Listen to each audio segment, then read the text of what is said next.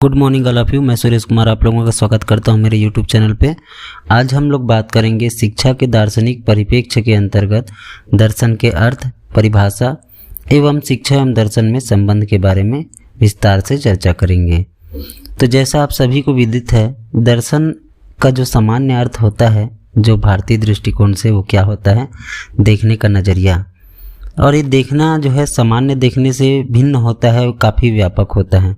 उदाहरण के लिए यदि बात करें हम, तो एक दुकानदार के पास जब ग्राहक जाता है तो दुकानदार वहाँ पे क्या सोचेगा, वहाँ पे मुख्य चीज़ जानना उसके लिए आवश्यक यह है कि उसके पास उतने पैसे तो है ना जितना का वो सामान खरीदने के लिए आया हुआ है। लेकिन इससे कहीं ज़्यादा महत्वपूर्ण बात यह भी जानना आवश्यक है कि उसका व्यवहार कैसा है, कहीं वो चोरी करने के उद्देश्य से तो दुकान में प्रवेशित नहीं हुआ है। इस तरीके से यह उसके भीतर एक देखने का नज़रिया, एक सोचने का नज़रिया जो है होता है, और जिस कारण से वो जो है वहाँ पे अपना एक दर्शन जो है लगाता है। ठीक उसी प्रकार से दूसरे एग्जाम्पल में अगर हम बात करें तो एक मकान मालिक जो है, जब कोई किराएदार आता है उसके पास किराया लेने के लिए, रूम के लिए, तो वहाँ पे उसका क्या सोचना हो सकता है, देखने का नज़रिया कैसे हो सकता है। तो प्रथम बार तो जब वो सोचेगा कि मेन चीज़ ये कि ये रूम का रेंट मंथली दे पाएगा कि नहीं दे पाएगा। लेकिन इससे कहीं ज़्यादा इम्पोर्टेंट उसको यह जानना आवश्यक है कि उसका व्यवहार कैसा है, कहीं वो क्रिमिनल माइंडेड तो नहीं है, कहीं वो रूम में कोई अन्य गतिविधि तो नहीं करेगा। ये सारी चीज़ें जो है कहीं ना कहीं दर्शन का हिस्सा है। इस तरीके से हम बात करते हैं कि दर्शन जो है उसका शाब्दिक अर्थ कैसा है, किस तरीके से उसका जो है इटिमोलॉजी है। तो आज हम लोग देखने जा रहे हैं दर्शन के शाब्दिक अर्थ के बारे में, और साथ ही साथ हम लोग इसके कुछ परिभाषा और अन्य अर्थों के बारे में भी विस्तार से चर्चा करेंगे। चलिए, दर्शन का शाब्दिक अर्थ अर्थात इटिमोलॉजिकल मीनिंग ऑफ फिलॉसफी। दर्शन अंग्रेजी भाषा के फिलॉसफी शब्द का है रूपांतरण है। इस शब्द की उत्पत्ति जो है ग्रीक के दो शब्दों फिलॉस और दूसरा शब्द सोफिया से हुआ है। फिलॉस का अर्थ यहाँ पे प्रेम अथवा अनुराग से है, और सोफिया का अर्थ यहाँ पे ज्ञान से है। प्रेम अथवा अनुराग या लव जिसको हम बोलते हैं, और सोफिया का अर्थ जो होता है ज्ञान या विजडम से है। इस तरीके से हम दर्शन का शाब्दिक अर्थ यहाँ पे बात कर सकते हैं ज्ञान के प्रति प्रेम या अनुराग, लव ऑफ विजडम। इस दृष्टि से हम यह कह सकते हैं कि ज्ञान तथा सत्य की खोज करना तथा उसके वास्तविक स्वरूप को समझने की कला को ही दर्शन कहते हैं, तथा किसी कार्य को करने से पूर्व इस कला को प्रयोग करने वाले व्यक्ति को दार्शनिक की संज्ञा यहाँ पे दी जाती है। प्लेटो ने अपने पुस्तक में, जो रिपब्लिक पुस्तक उन्होंने लिखा था, उसमें यह बात कही कि जो व्यक्ति ज्ञान को प्राप्त करने तथा नई नई बातों को जानने के लिए रुचि प्रकट करता है तथा जो कभी संतुष्ट नहीं होता, उसे ही हम दार्शनिक कहते हैं। He who has a taste for every sort of knowledge and who is curious to learn and is never satisfied may be justly termed as philosopher according to Plato, The Republic। अब हम लोग दर्शन के विशिष्ट अर्थ के बारे में बात करते हैं, स्पेसिफिक मीनिंग ऑफ फिलॉसफी। विशिष्ट तथा अधिक प्रत्यक्ष रूप में दर्शन का अर्थ अमूर्त चिंतन करने के उस प्रयास से है जिसके द्वारा आत्मा, ईश्वर, प्रकृति तथा संपूर्ण जीवन के रहस्य का उद्घाटन किया जाता है। इस दृष्टि से अगर हम बात करें तो मनुष्य क्या है, जीवन क्या है, वास्तविक जीवन का उद्देश्य क्या है, इस संसार की प्रकृति क्या है, सूर्य, चंद्रमा, तारे, नक्षत्र आदि का उद्गम स्थान कौन सा है, व्यक्ति इस संसार में क्यों आया है, आप इस संसार में क्यों आए हैं, उसका उद्देश्य क्या है, क्या आपके जन्म के आगे भी कुछ होगा, ईश्वर का स्वरूप क्या है, मृत्यु क्या है, क्या मानव जीवन तथा प्रकृति से परे कोई और लोक है, क्या मृत्यु के पश्चात कोई और जन्म होगा। इस प्रकार की बातों की खोज करके उस चिरंतन सत्य का उद्घाटन करना दर्शन का मुख्य विषय है। दूसरे शब्दों में अगर मैं कहूँ तो उक्त प्रश्नों का जो हमने अभी प्रश्न बात किए जितने सारे, उन प्रश्नों के अध्ययन को ही दर्शन कहते हैं। क्योंकि ये सभी बातें अत्यंत गूढ़ हैं, इसलिए इनके विषय में चिंतन करना, मनन करना एवं सत्य के वास्तविक स्वरूप को समझना साधारण अथवा सामान्य बुद्धि वाले व्यक्तियों की सामर्थ्य से परे की बात है। यह कार्य महान व्यक्तियों का है। इस संदर्भ में हैंडरसन और उनके साथियों ने दर्शन का विशिष्ट रूप में अर्थ स्पष्ट करते हुए लिखा है कि दर्शन ऐसी सबसे जटिल समस्याओं का कठिन, अनुशासित तथा सावधानी के साथ किया हुआ विश्लेषण है जिनका मानव ने कभी अनुभव किया हो। Philosophy is a rigorous, disciplined, guarded analysis of some of the most difficult problems which man has ever faced। इस तरीके से इस परिभाषा के साथ हमको यहाँ पे दर्शन के विशिष्ट अर्थ को समझने में और भी आसानी हुई होगी। चलिए हम लोग बात करते हैं दूसरे कॉन्टेक्स्ट में कि दर्शन का व्यापक अर्थ किस प्रकार से हो सकता है। Wider meaning of philosophy. व्यापक रूप में दार्शनिकों का जो दार्शनिक हैं उनका कोई भी भिन्न वर्ग जो है नहीं होता है। ये सभी व्यक्ति को दार्शनिक मानता है जो सत्य को किसी न किसी रूप में खोजते रहते हैं। यदि ध्यान से देखा जाए तो पता चलेगा कि प्रत्येक व्यक्ति को अपने जीवन की एक लंबी यात्रा से जन्म से लेकर मृत्यु तक दिन प्रतिदिन अनेक नए नए अनुभव होते रहते हैं। इन अनुभवों के आधार पर उसे नवीनतम ज्ञान की प्राप्ति होती रहती है। यही नहीं, उसे हर समय यह जानने की इच्छा बनी रहती है कि अच्छा, बुरा, उचित, अनुचित, सच्चा, झूठा, सुंदर, भौड़े तथा न्याय अथवा अन्याय में क्या भेद है। जैसे जैसे किसी व्यक्ति को नए नए अनुभव मिलते जाते हैं वैसे वैसे उसके मस्तिष्क में क्यों, कैसे आदि प्रश्न उठते रहते हैं। परिणाम स्वरूप वह सत्य की खोज करने के लिए अपनी समस्त मानसिक शक्तियों को जुटा देता है। इस प्रकार हम देखते हैं कि प्रत्येक व्यक्ति किसी न किसी रूप में सदैव सत्य की खोज करता रहता है। चूँकि सत्य की खोज करना ही दर्शन है, इसलिए व्यापक दृष्टिकोण से शोपेनहावर ने बहुत ही अच्छी बात लिखी है कि संसार का प्रत्येक व्यक्ति जन्मजात दार्शनिक होता है। Every man is a born metaphysician. उपर्युक्त जितने भी हमने विवरण प्रस्तुत किए हैं उससे स्पष्ट हो जाता है कि संसार का प्रत्येक व्यक्ति दार्शनिक रूप में सत्य की खोज करने को उत्सुक रहता है।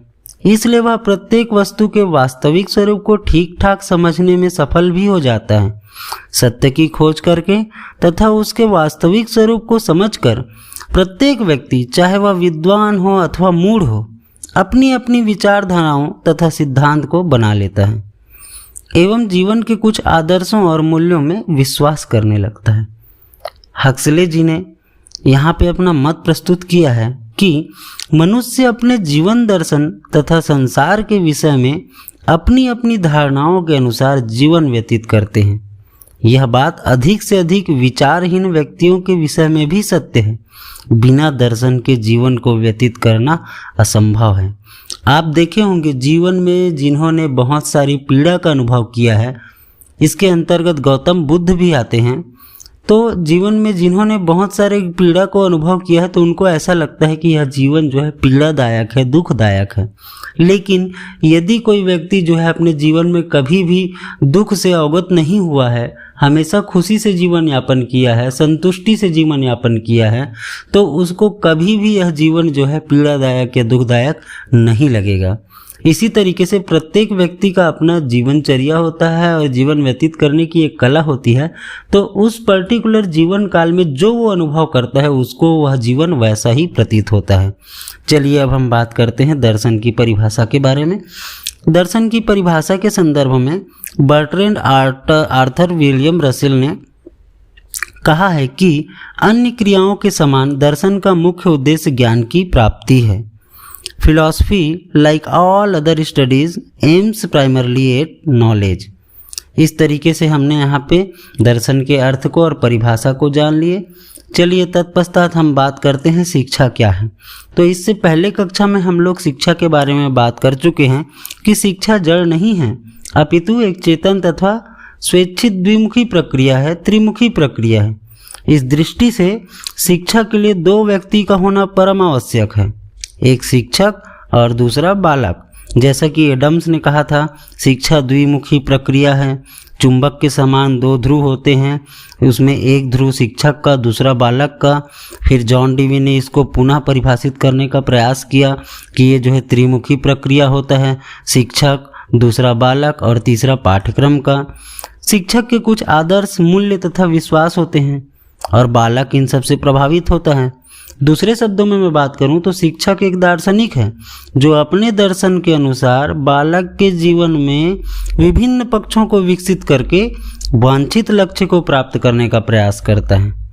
इस प्रकार शिक्षा एक प्रत्यक्ष साधन है जिसके द्वारा दर्शन के निर्धारित किए गए लक्ष्यों को प्राप्त किया जाता है। एडम्स ने यहाँ पे लिखते हैं कि शिक्षा दर्शन का क्रियाशील पक्ष है, यही दार्शनिक चिंतन का एक सक्रिय पहलू है। Education is the dynamic side of philosophy, it is the active aspect of philosophical belief according to Adams. इस तरीके से हमने यहाँ पे शिक्षा क्या है इसके बारे में चर्चा कर ली। अब चलिए हम बात करते हैं दर्शन तथा शिक्षा का संबंध, relationship between philosophy and education. तो हम जानते हैं कि दर्शन तथा शिक्षा की अलग अलग व्याख्या करते हैं, तो दोनों का लक्ष्य व्यक्ति को सत्य का ज्ञान कराना मालूम पड़ता है, उसके जीवन को विकसित करना मालूम पड़ता है। ऐसी दशा में यह कहना उचित होगा कि दर्शन तथा शिक्षा का घनिष्ठ संबंध ही नहीं है, बल्कि ये दोनों एक दूसरे पर आश्रित हैं। चलिए हम कुछ बिंदुओं के माध्यम से इसको समझने का प्रयास करते हैं कि दर्शन एवं शिक्षा में क्या संबंध है। पहली बिंदु हमारे पास जो आपको सामने दिखाई दे रही है कि दर्शन जीवन के उस वास्तविक लक्ष्य को निर्धारित करता है जिसे शिक्षा को प्राप्त करना होता है। Philosophy determines the real distinction towards which education has to go. शिक्षा एक चेतन तथा स्वेच्छित ऐसी प्रक्रिया है जिसको उचित रूप से संचालित करने के लिए उचित मार्गदर्शन की परम आवश्यकता होती है। बिना मार्गदर्शन के शिक्षा अपने लक्ष्य को कदापि प्राप्त नहीं कर सकती। दर्शन जीवन के वास्तविक लक्ष्य को निर्धारित करता है तथा उस लक्ष्य की प्राप्ति के लिए शिक्षा का उचित मार्गदर्शन भी करता है। बिना दर्शन के सहायता के शिक्षा की कोई योजना सत्य तथा उपयोगी नहीं हो सकती है। स्पेंसर जी इसके संदर्भ में कहते हैं कि वास्तविक शिक्षा का संचालन वास्तविक दर्शन से ही हो सकता है। इस तरीके से हम कह सकते हैं कि true education is a practicable only by a true philosophy according to Spencer. चलिए हम लोग दूसरे बिंदु की बात करते हैं। दर्शन शिक्षा के विभिन्न अंगों को प्रभावित करता है। Philosophy determines the various aspects of education. कुछ विद्वानों का मत है कि दर्शन का संबंध केवल सूक्ष्म बातों से ही है तथा शिक्षा का स्थूल तथा व्यवहारिक से है। अतः दर्शन और शिक्षा दोनों अलग अलग हैं, इनका आपस में कोई संबंध नहीं है। दर्शन और शिक्षा को अलग अलग बताना तथा यह कहना इन दोनों में कोई संबंध नहीं है, बहुत ही बड़ी भूल है। मेन बात यह है कि दर्शन और शिक्षा का इतना घनिष्ठ संबंध है कि दोनों को किसी भी हालत में अलग नहीं किया जा सकता। यदि ध्यान से आप देखें तो आपको पता चलेगा कि यह उन विचित्र दार्शनिक विचारधाराओं का ही तो प्रभाव है जिन्होंने समय समय पर शिक्षा के विभिन्न अंगों को प्रभावित किया है, या फिर हम कह सकते हैं कर रही है तथा आगे भी करते रहेंगे। जे.एस. रास महोदय ने यहाँ पे बहुत ही अच्छी बात लिखी है कि दर्शन तथा शिक्षा एक ही सिक्के के दो पहलू हैं जो एक ही वस्तु के विभिन्न दृष्टिकोणों को प्रस्तुत करते हैं और वे एक दूसरे पर अंतर्निहित हैं। इस तरीके से philosophy and education are like the two sides of a same coin, present different views of the same thing and that one is implied by the other. इस तरीके से यहाँ पे हम कह सकते हैं कि शिक्षा जो है, दर्शन जो है, शिक्षा के विभिन्न अंगों को प्रभावित करता है। तीसरा पॉइंट हम देखते हैं यहाँ पे कि महान दार्शनिक महान शिक्षा शास्त्री भी हुए हैं। Great philosophers have been great authors also. इतिहास इस बात का साक्षी है। प्रत्येक समय के महान दार्शनिक, महान शिक्षा शास्त्री अवश्य हुए हैं। यदि हम बात करें प्लेटो की, सुकरात की, लॉक की, कम्युनियस की, रूसो की, फ्रॉबिल की, डीवी की, महात्मा गांधी की, रविंद्रनाथ टैगोर की, अरविंद घोष की, स्वामी विवेकानंद की, तो ये सब जो है महान दार्शनिकों के उदाहरण तो हैं ही, साथ ही साथ ये जो हैं एक शिक्षा शास्त्री के रूप में भी उभर कर आए हैं। इन महान दार्शनिकों द्वारा लिखे हुए ग्रंथ केवल दर्शन शास्त्र की ही नहीं बल्कि शिक्षा के क्षेत्र में भी विशेष महत्वपूर्ण हैं। उक्त सभी दार्शनिकों ने अपने अपने दर्शन को क्रियात्मक तथा व्यवहारिक रूप देने के लिए अंत तक शिक्षा का ही सहारा लिया है। इस तरीके से हम कह सकते हैं कि दर्शन और शिक्षा में जो है घनिष्ठ संबंध पाया जाता है। ठीक इसी प्रकार से एडम के मत के अनुसार से हमको यह पता चलता है कि शिक्षा जो है दर्शन का गत्यात्मक पहलू है या साधन है। ठीक है जी, हम जानते हैं कि किसी भी कार्य को पूरा करने के लिए दो बातों की आवश्यकता होती है।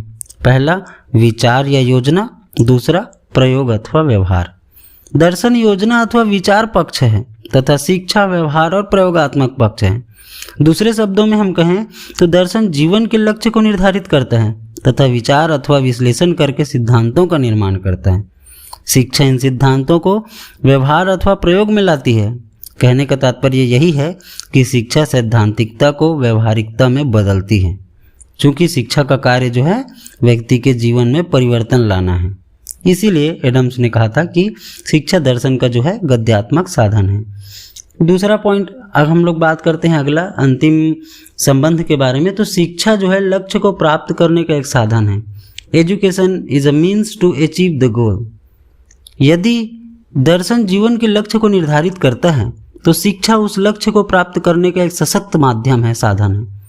हर्बर्ट का भी यही मत था कि जब तक समस्त दार्शनिक समस्याओं को व्यवहारिक रूप नहीं दिया जाएगा तब तक शिक्षा को चैन नहीं आ सकता।